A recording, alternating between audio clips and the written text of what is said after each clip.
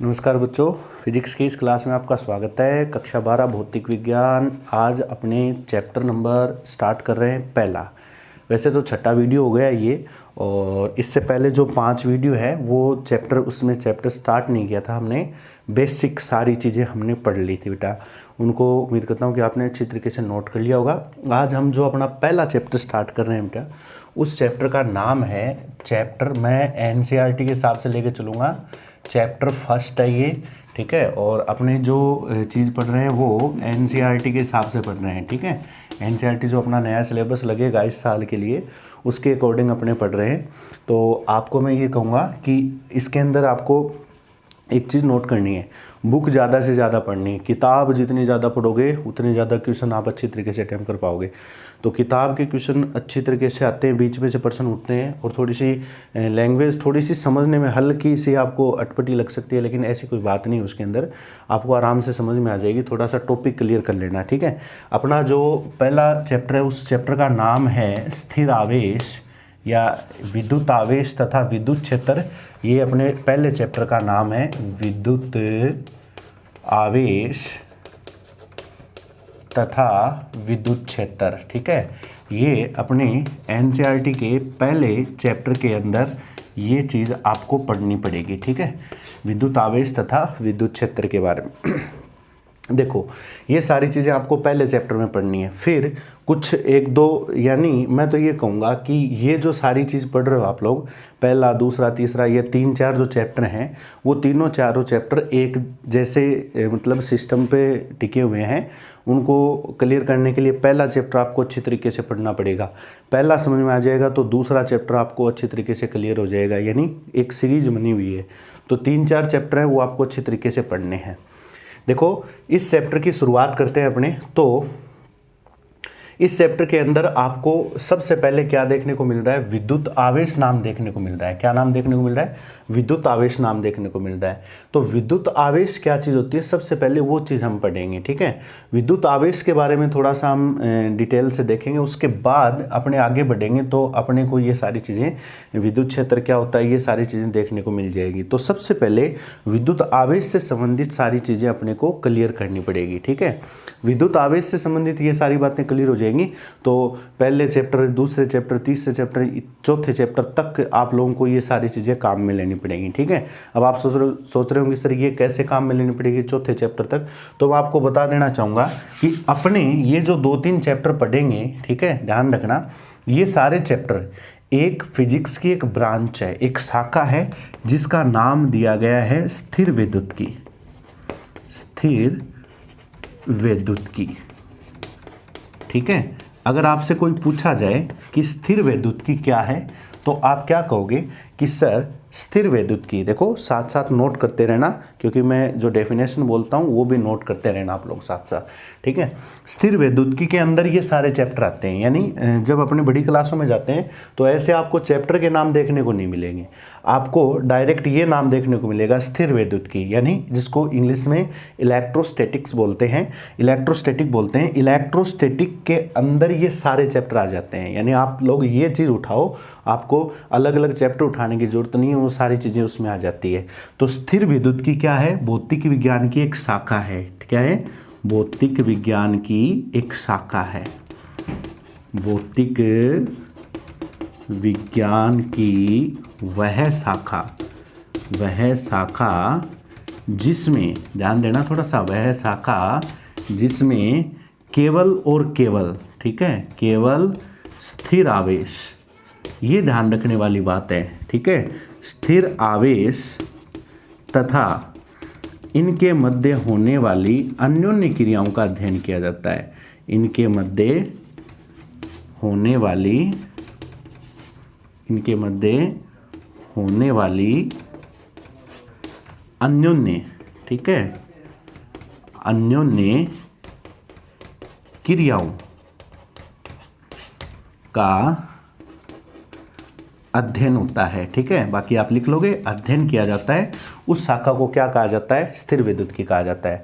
तो ध्यान रखना, कहने का अर्थ है जिन मैं 3-4 चैप्टर की चर्चा कर रहा हूँ, पहला, दूसरा, तीसरा, चौथा, वो सारे चैप्टर स्थिर विद्युत के अंदर आएंगे, यानी इस ब्रांच के हिस्से हैं वो चारों चैप्टर। अपना पहला चैप्टर भी इसी का हिस्सा है, लेकिन इसके अंदर सबसे बड़ी विशेषता क्या देखने को मिलेगी, आवेश वगैरह क्या है वो अभी देखेंगे अपने, लेकिन सबसे बड़ी बात आपको ये देखने को मिलेगी कि इन सभी चैप्टर के अंदर केवल और केवल स्थिर आवेश का अध्ययन किया जाएगा। मतलब कहने का तात्पर्य ये है कि ये जो 4 चैप्टर आप पढ़ोगे शुरुआत के अंदर, उनमें आपको आवेश को गति नहीं करवानी है। ये सबसे महत्वपूर्ण बात है। आवेश जो भी पढ़ोगे उस आवेश का क्या प्रभाव होता है, आवेश क्या असर डालेगा, कैसे काम करेगा, किसी दूसरे चार्ज पर कैसे काम करेगा, तो वो सारी चीज़ें आपको पढ़नी पड़ेगी। लेकिन उसके लिए आपको इस बात का ध्यान रखना है कि इसमें आवेश को गति नहीं करवानी है, यानी आपको स्थिर आवेश रखना पड़ेगा। और स्थिर आवेश जब है, वो स्थिर आवेश क्या कुछ करेंगे, उनके बीच में क्या अन्योन्य आपस में क्या कुछ क्रियाएं होगी, इन सभी क्रियाओं का अध्ययन ही स्थिर विद्युत के अंदर किया जाता है। यानी सारे तमाम टॉपिक इसके अंदर आ जाते हैं। चलिए अब शुरुआत करते हैं कि सर आपने सबसे पहले चैप्टर का नाम लिखा, तो उसमें एक नाम लिखा कि विद्युत आवेश क्या चीज़ है। देखो, आवेश के बारे में ये कहा जाए तो आवेश एक कण के रूप में होता है कि भी आवेश एक कण है, लेकिन आवेश के बारे में कि मैं आपको कोई डेफिनेशन देना चाहूँ कि सर ऐसी कोई चीज़ आवेश होती है, तो शायद वो डेफिनेशन मैं नहीं बना पाऊँगा, क्योंकि आवेश से संबंधित कोई परिभाषा नहीं होगी और नहीं अपने को देखने को मिलेगी, बल्कि आपको आवेश से संबंधित अलग अलग कई प्रकार की कुछ पहचान देखने को मिल जाती है कि सर ऐसी कुछ पहचान वाले कोई कण है तो उन्हें हम आवेश कहेंगे, अगर ऐसी पहचान वाले कुछ कण है तो उन्हें भी हम आवेश कहेंगे। तो कहने का अर्थ है आवेश की कोई परमानेंट डेफिनेशन हम न तो बनाएंगे और शायद मेरे हिसाब से न ही होती है, भाई मैंने तो नहीं पढ़ी, अगर होती है तो पता नहीं, लेकिन आवेश की जो भी डेफिनेशन हम पढ़ते हैं, मान लो बाई चांस हमने कोई डेफिनेशन पढ़ी है तो या पढ़ेंगे आने वाली क्लासों के अंदर, तो वो सारी डेफिनेशंस जो है वो आवेश के गुण धर्म के आधार पर बनाई जाती है कि ऐसी कुछ विशेषता रखने वाले कण क्या कहलाएंगे, आवेश कहलाएंगे। देखो, आवेश के बारे में ये कहा जाता है कि जैसे अपनी बात करें तो बहुत सारे कण हैं। जैसे पदार्थ के अंदर, पदार्थ कई कणों से मिलकर बना होता है, आप सबको पता है पदार्थ कई कणों से मिलकर बना होता है, तो क्या सारे कण आवेश हैं क्या? तो मैं आपसे कहूँगा नहीं, सारे कण आवेश नहीं हैं, ठीक है, सारे कण आवेश नहीं है। तो उनमें से कुछ विशेष कण ऐसे, ठीक है, पदार्थ के कुछ एक ऐसे कण जिनमें कुछ स्पेशल क्वालिटीज़ हो। अब सर वो स्पेशल क्वालिटी क्या हो, तो उनमें ये कह सकते हो कि उन स्पेशल क्वालिटी के अंदर ऐसे कण भी आते हैं कि कुछ कण ऐसे होते हैं जो एक दूसरे को अपनी ओर खींचते हैं, कुछ कण ऐसे भी होते हैं जो एक दूसरे को दूर हटाते हैं। या थोड़ा सा आगे मैं इस कंडीशन को आगे बढ़ाऊं तो पदार्थ के कुछ ऐसे कण जो, देखो यहाँ एक नाम लिखा हुआ है, फिलहाल अपने को पता नहीं कि ये होता क्या है, लेकिन बता देता हूं कि जैसे पढ़ लेंगे तब तो पता चल जाएगा कि विद्युत क्षेत्र क्या होता है, और विद्युत क्षेत्र के हिसाब से हम उन आवेश की पहचान भी कर सकते हैं। तो पदार्थ के कुछ ऐसे कण होते हैं जो विद्युत क्षेत्र और चुंबकीय क्षेत्र, ये बात भी ध्यान रखना, विद्युत क्षेत्र और चुंबकीय क्षेत्र उत्पन्न करने के लिए उनमें कुछ स्पेशल क्वालिटी होती है। ऐसे कण को हम आवेश नाम दे देंगे, ऐसे कणों को क्या नाम दे देंगे, हम आवेश नाम दे देंगे, ठीक है। तो विद्युत आवेश की डेफिनेशन जो है वो हम स्पेशल कोई डेफिनेशन नहीं बनाएंगे, लेकिन मैंने आपको बताई है कुछ एक दो बातें कि विद्युत आवेश क्या है। तो पदार्थ के कुछ ऐसे कण हैं, उन कणों के अंदर उनके अंदर कुछ ऐसा गुण पाया जाएगा जिससे या तो वो एक दूसरे को आकर्षित करेंगे या एक दूसरे को दूर हटाएंगे, या दूसरे शब्दों में कहूँ तो ऐसा भी कह सकते हो कि उन कणों के अंदर ऐसा गुण होना चाहिए कि वो विद्युत क्षेत्र और चुंबकीय क्षेत्र उत्पन्न करने में सक्षम हो। ऐसे कणों को हम विद्युत आवेश कह सकते हैं। ऐसे कणों को क्या कह सकते हैं, विद्युत आवेश कह सकते हैं। तो मैं तो एक छोटी सी डेफिनेशन ये बना देता हूँ कि पदार्थ के कुछ कणों का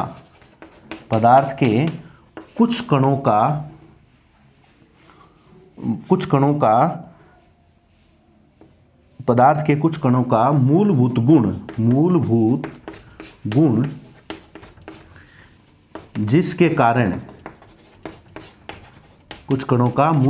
जिसके कारण वे विद्युत क्षेत्र तथा चुंबकीय क्षेत्र उत्पन्न करते हैं, चुंबकीय क्षेत्र उत्पन्न करते हैं, उन कणों को क्या कहेंगे, हम विद्युत आवेश कह सकते हैं। ठीक है, ऐसी डेफिनेशन बना देंगे भाई। कुछ कण, पदार्थ के कुछ ऐसे कण, और कौन से कण, कुछ कण जिनमें ऐसा गुण होना चाहिए जिसके कारण वे चुंबकीय क्षेत्र और विद्युत क्षेत्र उत्पन्न कर सके, यानी ऐसी क्वालिटी होनी चाहिए, उनमें ऐसा गुण होना चाहिए, उन कणों के अंदर, उन कणों के अंदर एक ऐसा गुण होना चाहिए कि वो विद्युत क्षेत्र और चुंबकीय क्षेत्र उत्पन्न कर सके। ऐसे कणों को हम विद्युत आवेश कह सकते हैं। ठीक है, इसके अलावा ऐसा भी कह सकते हैं कि ऐसे कण जो किसी पदार्थ को, पदार्थ के अन्य कणों को, अन्य वस्तुओं को, छोटी मोटी वस्तुओं को अपनी ओर खींचने का गुण रखता है, दूर हटाने का गुण रखता है, ऐसे कणों को भी विद्युत आवेश की डेफिनेशन में, लेकिन मैं तो मेरे हिसाब से ये लिखाता हूँ, तो आप ये भी नोट कर सकते हो। ठीक है, अब देखो आवेश के बारे में थोड़ी सी थ्योरी ये पढ़ी जाती है कि विद्युत आवेश के बारे में भी पता कैसे चला। सबसे पहले कैसे इस चीज़ के बारे में पता चला कि ऐसा गुण, आवेश भी, आवेश को मैंने गुण से तुलना कर दी कि ऐसे कण जिनमें ये गुण पाया जाता है, उन कणों को हम क्या कह देंगे, विद्युत आवेश कह देंगे। तो एक प्रकार से ये गुण ही हो गया कि जिनमें ये गुण, अगर मेरे में ये गुण है कि मैं चुंबकीय क्षेत्र और विद्युत क्षेत्र उत्पन्न कर सकता हूँ, तो निश्चित ही मैं विद्युत आवेश हूं, क्योंकि मैं विद्युत क्षेत्र भी उत्पन्न कर रहा हूं और चुंबकीय क्षेत्र भी उत्पन्न कर रहा हूं, तो वो गुण की वजह से ही तो मैं विद्युत आवेश हूं। तो कहने का अर्थ ये हुआ कि इसके बारे में ऐसा कैसे पता चला कि इस तरह ऐसी कुछ क्वालिटीज होती हैं इनके अंदर, कुछ कणों के अंदर, तो उसके बारे में मैं थोड़ी सी थ्योरी आपको बताता हूं। थोड़ा सा मतलब ये एक इतिहास है, वो एक आप हल्का सा मतलब थोड़ा नॉलेज के लिए पढ़ सकते हो। पहले एक काम करो, इसका स्क्रीनशॉट ले लीजिए कि स्थिर विद्युत की क्या होती है, विद्युत आवेश क्या होता है, और फिर उसके बाद हम हल्का सा जो इसके बारे में छोटा सा कुछ पॉइंट है वो थोड़ी सी मैं बता देता हूँ ताकि आपको कुछ समझ में आ जाए, क्योंकि एक दो बातें मैं और बताऊँगा इसके संबंध में। चलिए, ये नोट कर लिया आपने। अब देखो किताबों के अंदर क्या लिखा हुआ आता है वो ध्यान से सुनना कि ये विद्युत शब्द कैसे पड़ा, आवेश शब्द हम कैसे यूज में ले रहे हैं। कि सबसे पहले एक वैज्ञानिक थे जिनका नाम था थेल्स। ठीक है, बहुत पुरानी बात है। थेल्स ने एक ऐसा पदार्थ खोजा, ध्यान से सुनना, थेल्स ने एक ऐसा पदार्थ खोजा जिसका नाम रखा था एम्बर। ठीक है, जिसका क्या नाम रखा गया था, एम्बर रखा गया था। यानी थेल्स द्वारा एक ऐसा पदार्थ खोजा गया जिसका नाम क्या था, एम्बर था। और थेल्स ने यह देखा कि इस पदार्थ को, ध्यान से सुनना बेटा, इस पदार्थ को ध्यान से सुनना, इस पदार्थ को किसी ऊनी कपड़े से अगर रगड़ा जाता है तो ऊनी कपड़े से रगड़ने के बाद ये पदार्थ, जैसे छोटे मोटे कागज के टुकड़े, धूल के कण, ऐसे पदार्थों को अपनी ओर खींचना शुरू कर देता है।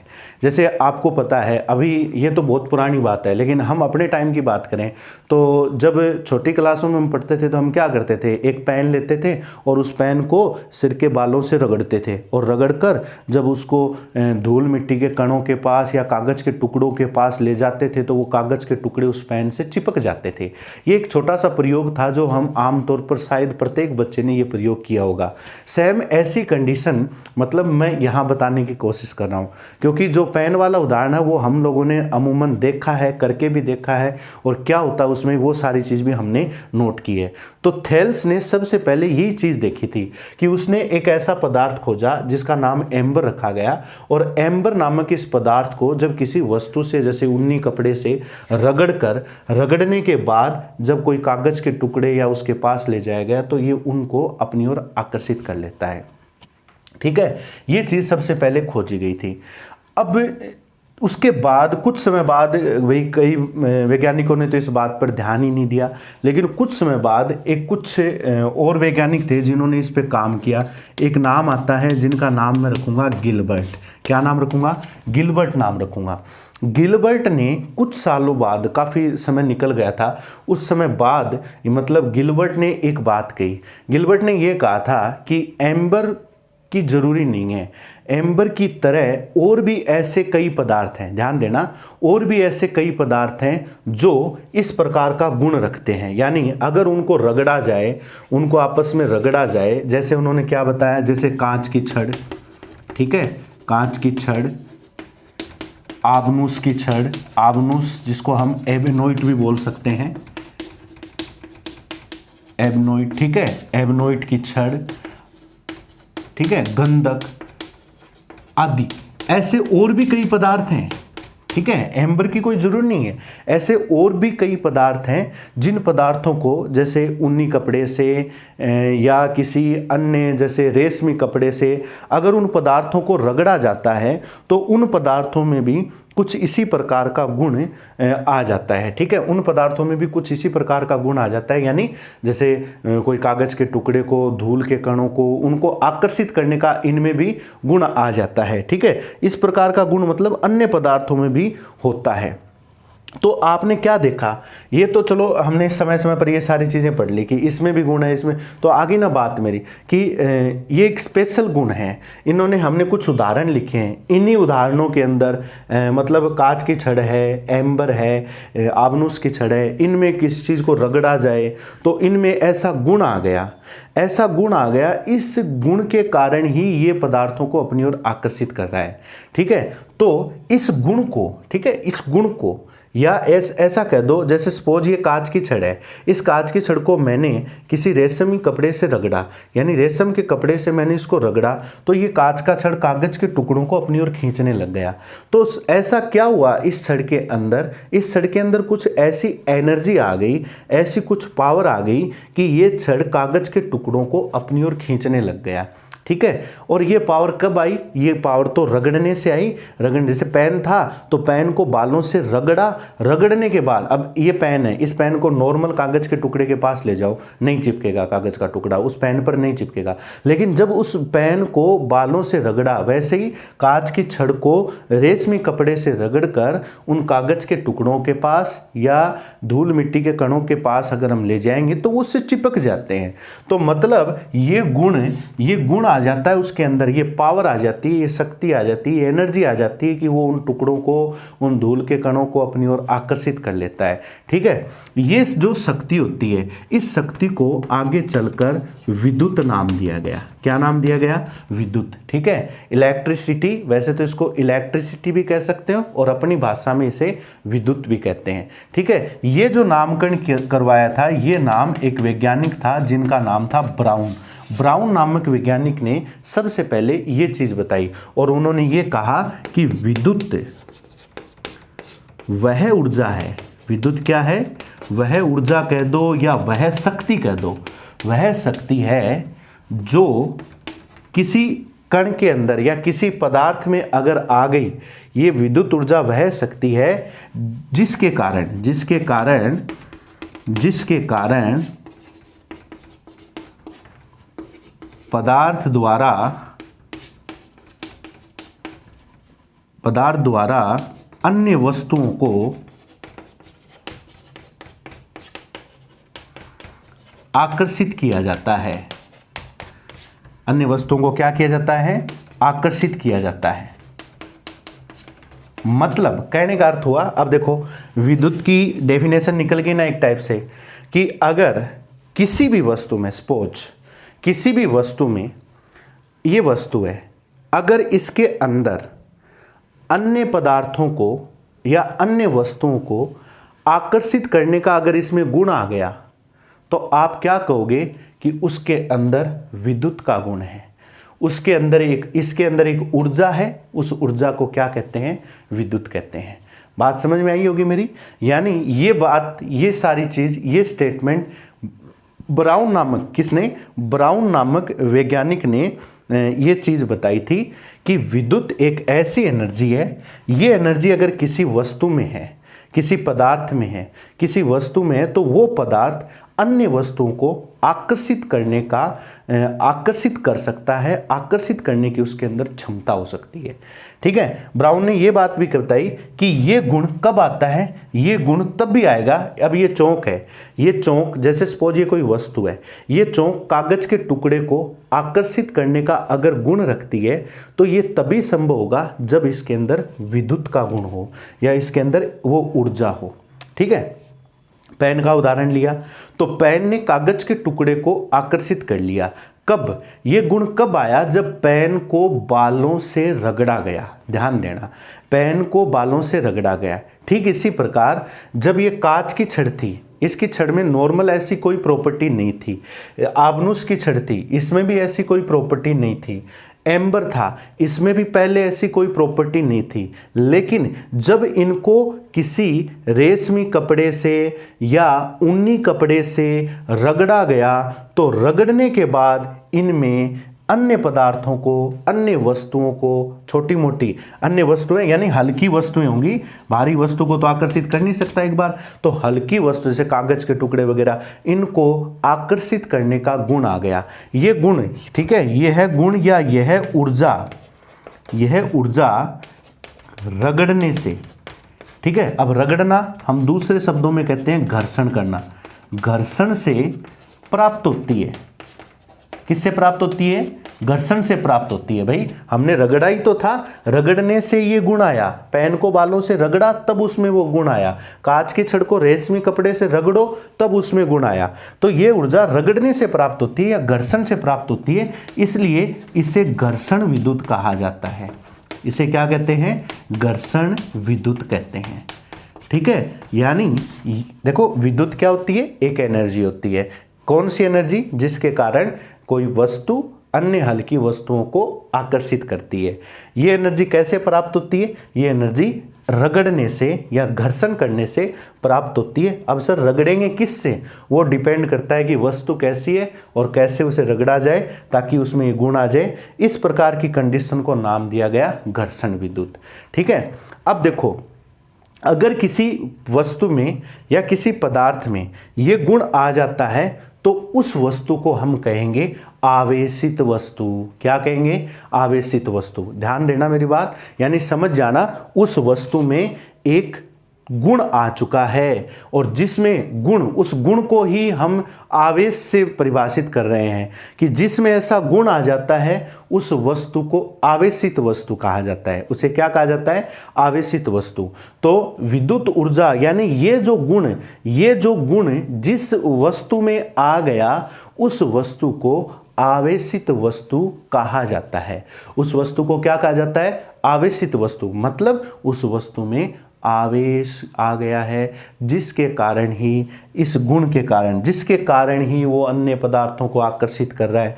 तो अन्य पदार्थों को आकर्षित करने का गुण जिस वस्तु में आ जाता है उस वस्तु को क्या नाम दिया गया? आवेशित वस्तु नाम दिया गया। इसके अलावा जितनी भी वस्तुएं उनको नाम दे दिया गया या अनावेशित वस्तु कह दो। उन वस्तुओं को क्या नाम दिया गया? अनावेशित वस्तु। तो पहले ये छोटी सी एक थ्योरी है, बुक से पढ़ना आप लोगों को समझ में आ जाएगी, एक दो बातें कुछ एक्स्ट्रा ही देखने को मिलेगी, लेकिन थोड़ी सी इन चीज़ों पर ध्यान देना कि सर आवेश क्या चीज़ था। तो सबसे पहले ऐसी कुछ बातें सामने आई और उन बातों के आधार पर ब्राउन ने ये बात कही कि ब्राउन ने इस सारे सिस्टम को एक नाम दे दिया कि ये विद्युत नाम दिया। क्यों? बोले ये एक एनर्जी है और ये एनर्जी रगड़ने से प्राप्त होती है, घर्षण करवाने से प्राप्त होती है, जिसके कारण ये हल्के मुल्के जो छोटे मोटे जो कागज के या धूल के कण हैं उनको आकर्षित कर लेता है। और ये गुण जिस वस्तु में आ जाता है उस वस्तु को क्या नाम दिया गया? उस वस्तु को नाम दिया गया आवेशित वस्तु। क्या नाम दिया गया? आवेशित वस्तु नाम दिया गया, ठीक है। तो पहले इतनी ये छोटी सी थ्योरी है, एक बार जानकारी के लिए इसको नोट कर सकते हो, बाकी इतनी कोई इंपॉर्टेंट नहीं है, बस इतना ध्यान रखना, ठीक है। चलिए अब आगे बढ़ते हैं, हमने इस पॉइंट को थोड़ा सा आगे और बढ़ाते हैं। अब आवेश के बारे में पता चल गया आपको कि किसी वस्तु में जब आवेश का गुण आ जाता है तो उस वस्तु को क्या कहते हैं? आवेश मतलब किसी वस्तुओं को आकर्षित करने का गुण आ जाता है तो उस वस्तु को हम कहेंगे आवेशित वस्तु। और रगड़ने से ये गुण आता है, ठीक है। तो इस क्रिया के अंदर आगे ये बात भी कही गई कि आवेश दो प्रकार के होते हैं। आवेश कितने प्रकार के होते हैं? दो प्रकार के। भाई ये चीज का पता कैसे चला? दो प्रकार के होते हैं आवेश। कितने प्रकार के होते हैं? दो प्रकार के। भाई ये तो कन्फर्म हो चुका है कि ये गुण, उस गुण जिन पदार्थों में वो गुण है उन गुण को, उन पदार्थ के कणों को हम आवेश नाम देंगे, ठीक है। कैसा गुण? जो आकर्षित कर रहे हैं, ठीक है, छोटे मोटी वस्तुओं को, उन गुणों जिनमें ये गुण है उन कणों को हम आवेश कण कह सकते हैं। अब देखो आवेश कितने प्रकार के हो गए? दो प्रकार के होते हैं। इसके बारे में पता कैसे चला? इसके बारे में पता लगाने के लिए देखो हमने एक कांच की छड़ ली, ठीक है, एक छोटा सा एक प्रयोग कह दो, कांच की छड़ ली, और एक दूसरी छड़ हमने ली थी एबनोइट या आबनूस की छड़, ठीक है। एक कौन सी छड़ थी? कांच की छड़ थी, और दूसरी कौन थी? आबनूस की छड़। अब कांच की छड़ को रेशम के कपड़े से, यानी जो रेशमी कपड़ा होता है, रेशमी कपड़े से रगड़ा गया, ठीक है, यानी घर्षण करवाया गया। और आबनूस की छड़ को ऊनी कपड़े से, ठीक है, ऊनी कपड़े से घर्षण करवाया गया या रगड़ा गया। अब देखो क्या हुआ, ध्यान देने वाली बात, अलग अलग छड़ ले ली, एक कांच की छड़ और एक आबनूस की छड़। इनमें ये गुण लाना है, ये गुण लाने के लिए इनको रगड़ना पड़ेगा। किससे रगड़ा गया? इसको तो रगड़ा गया रेशमी कपड़े से, और इसको रगड़ा गया ऊनी कपड़े, या ऊनी कपड़े मतलब जिसमें रोएदार रोए होते हैं, जैसे ऊन के अंदर रोए होते हैं ना, ठीक है, या जैसे बाल होते हैं छोटे छोटे छोटे, उनको अपने रोए बोलते हैं। या बिल्ली की खाल, बिल्ली की खाल जैसे ऊन की तरह ही तो होती है, मुलायम मुलायम, तो बिल्ली की खाल भी यहाँ पर ले सकते हो। तो ऊनी कपड़े से आबनूस की छड़ को रगड़ा गया। अब हुआ क्या, ध्यान देना, ये एक छोटा सा एक्सपेरिमेंट है। यहां मैं एक डायग्राम आपके सामने रख रहा हूं। जैसे सपोज ये कांच की छड़ है। किसकी छड़ है? ये कांच की छड़। समझ गए बात मेरी? ध्यान से सुनना इस चीज को। और ये एक दूसरी कांच की छड़ है।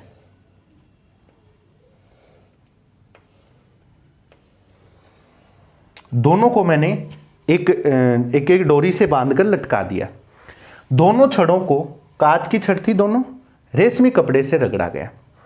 जैसे ही दोनों छड़ों को रेशमी कपड़े से रगड़कर, इनको रगड़ दिया कपड़े से, और कपड़े से रगड़कर, दोनों किसकी छड़ है ये? सर ये भी कांच की छड़ है और ये भी कांच की छड़ है। किससे रगड़ा गया? रेशमी कपड़े से। दोनों को रेशमी कपड़े से रगड़कर एक दूसरे के पास लाया गया। जैसे ही दोनों छड़ों को एक दूसरे के पास लाया गया, ध्यान से सुनना, मेरी वाली वो बात भी अभी आगे आ जाएगी जो अभी मैंने बताई थी थोड़ी देर पहले। रगड़ा गया, रगड़ने से स्पष्ट बात है इनमें कुछ एनर्जी आएगी, उस एनर्जी को हम विद्युत कहेंगे, और विद्युत कहेंगे तो एक दूसरे पदार्थ को आकर्षित या प्रतिकर्षित करने का गुण आएगा उनके अंदर, ठीक है, विद्युत कहेंगे। और वो विद्युत का गुण जिसमें होता है वो वस्तुएं आवेशित वस्तुएं कहलाती है, और विद्युत का गुण जिसमें आता है तो समझ जाना उसमें आवेश आ गया, ठीक है। तो इनको रगड़ा गया रेशमी कपड़े से। जैसे इन दोनों को एक दूसरे के पास लाया गया, पास लाते ही क्या हुआ, इस छड़ ने इसको और इस छड़ ने इसको, दोनों छड़ों ने एक दूसरे को प्रतिकर्षित किया। यानी यहां आपको प्रतिकर्षण देखने को मिलेगा। प्रतिकर्षण जैसे ही होगा, अब क्यों होता है वो चीज हम आगे देखेंगे। जैसे ही प्रतिकर्षण होता है ये दोनों छड़ एक दूसरे को दूर हटा देगी, दोनों को एक साथ। आप ये प्रैक्टिकल हम नॉर्मल भी करके देख सकते हैं, ठीक है। तो जैसे इनको लटकाया गया, पास पास लटकाया गया, रेशमी कपड़े से रगड़ा गया दोनों को, और जैसे एक दूसरे के पास लाया जाता है तो दोनों छड़ एक दूसरे को दूर हटा देती है, ठीक है। यानी जब दोनों एक दूसरे को दूर हटाती हैं तो इनमें प्रतिकर्षण देखने को मिलता है। फिर सेम कंडीशन यहां देखो, यहां मैंने दोनों छड़ कैसे ली थी? आबनूस की छड़ ली थी। जैसे सपोज ये पहली छड़ है और ये कौन सी छड़? अपनी दूसरी छड़ है, ठीक है, ऐसे लटका दिया मैंने इसको, ये दूसरी छड़ है। किसकी छड़ है ये?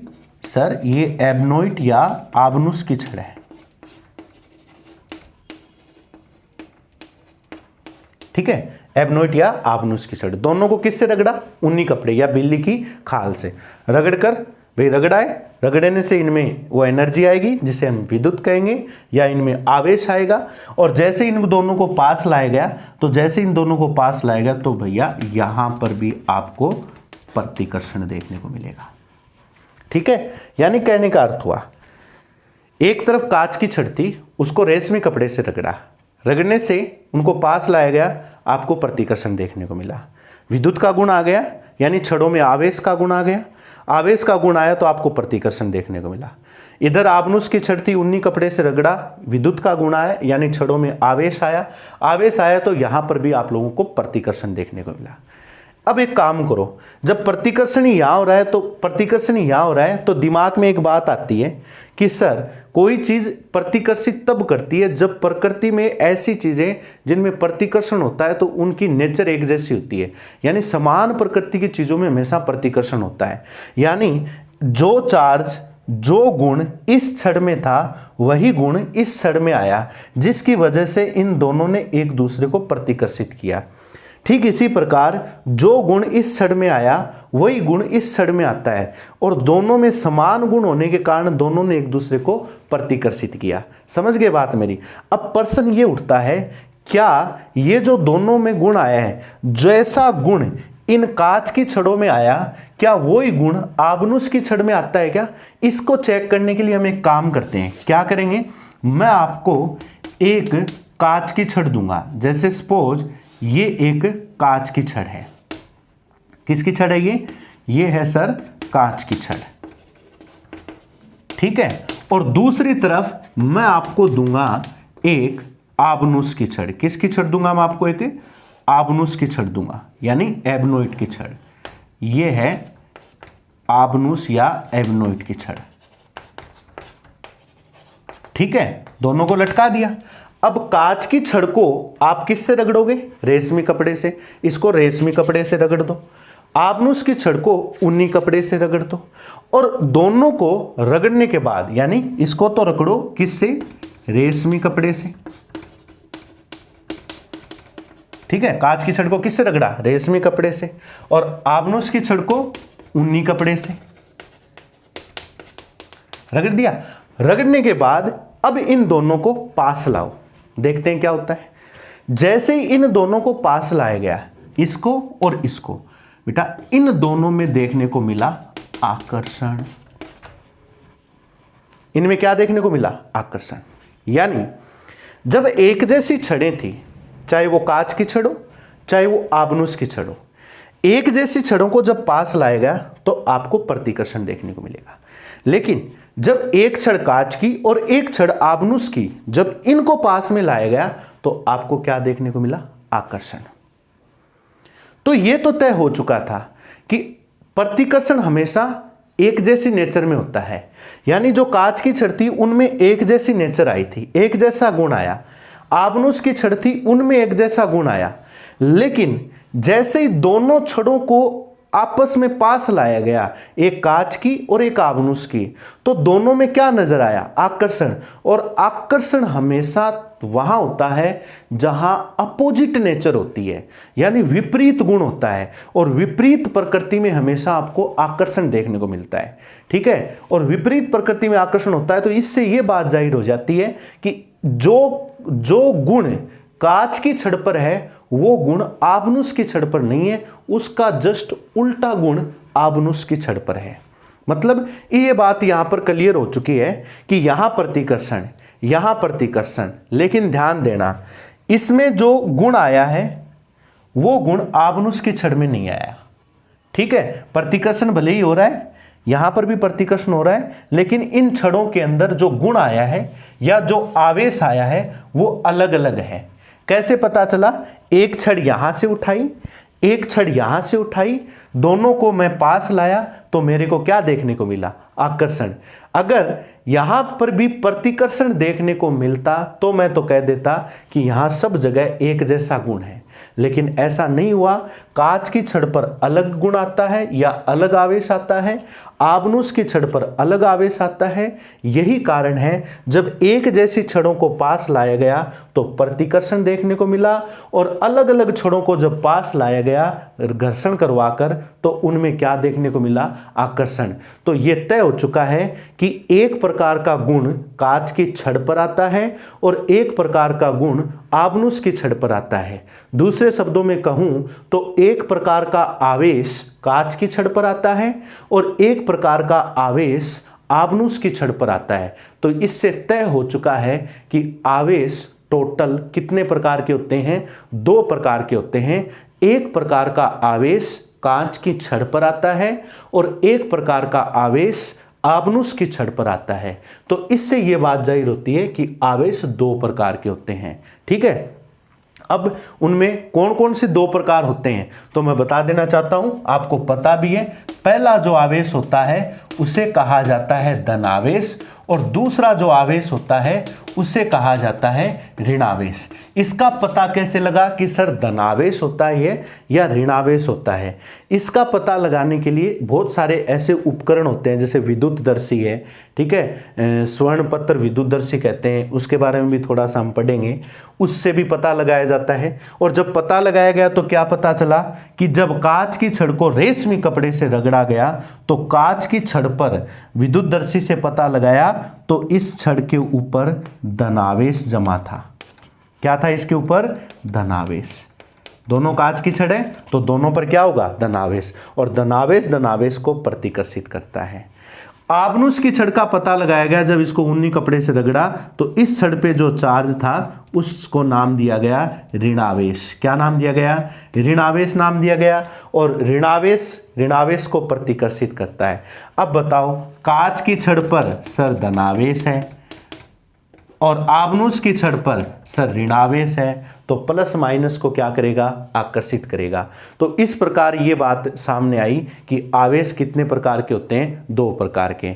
इनके लिए आप अलग अलग सिस्टम भी पढ़ सकते हो भाई कि इनको अलग चीज़ों से भी रगड़ा जा सकता है। जरूर नहीं है जो मैंने यहाँ लिखा है वही हो, लेकिन अमूमन किताबों में ये देखने को मिलता है, इसलिए मैंने ये चीज़ बताई है। तो बताओ, आवेश कितने प्रकार के हो गए? 2 प्रकार के। उनका पता कैसे लगेगा? उसके लिए मैंने आपके सामने यहाँ एक छोटी सी थ्योरी बताई है। इस थ्योरी को समझना, डायग्राम को समझना और अच्छी तरीके से क्लियर करना बेटा। और किताब से इस चीज़ की रीडिंग लगाना, ठीक है? किताब से इस चीज़ की रीडिंग लगाना और साथ साथ नोट्स बनाते रहना। अब देखो, थ्योरी ज़्यादा है इसलिए सारी थ्योरी में बोर्ड पर नहीं लिख सकता, लेकिन मेन सारी चीज़ें मैं बोर्ड पर आपको तसल्ली से बताऊंगा। आप लोग इनको नोट्स बनाकर इनके साथ साथ इन चीज़ों को तैयार करते रहना। तो आवेश, विद्युत गुण, जिसमें सारी चीज़ें क्या होता है, कितने प्रकार होते हैं, वो मैंने आज आपको इस वीडियो के माध्यम से बताने की कोशिश की है। अगली क्लास में इस चीज़ को और आगे बढ़ाएंगे, कुछ और इससे संबंधित बातें पढ़ेंगे और अपने चैप्टर को आगे बढ़ाएंगे। तो नेक्स्ट वीडियो में फिर मिलते हैं, तब तक के लिए धन्यवाद।